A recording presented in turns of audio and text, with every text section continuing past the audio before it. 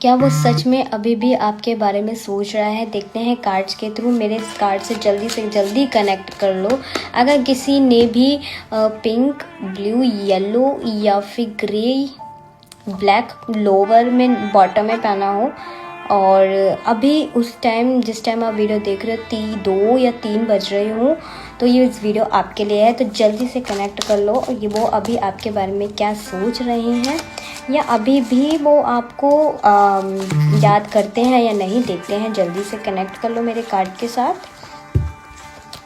अगर personal reading चाहिए तो डीएम करें। यस, आपके बारे में बहुत पॉजिटिव सोचते हैं। वो सोचते हैं कि आप इंडिपेंडेंट हो, बहुत ज़्यादा अपने बाउंड्रीज आपने बना रखी हैं। वो आपके साथ फैमिली बनाना चाहते हैं बट उनके लाइफ में बहुत सारे प्रॉब्लम्स चल रही है, इसलिए वो आपको थोड़ा इग्नोर कर सकते हैं। बट आउटकम्स यही आया है कि वो आपके साथ फैमिली बनाना चाहते हैं और अच्छी गर्ल मानते हैं।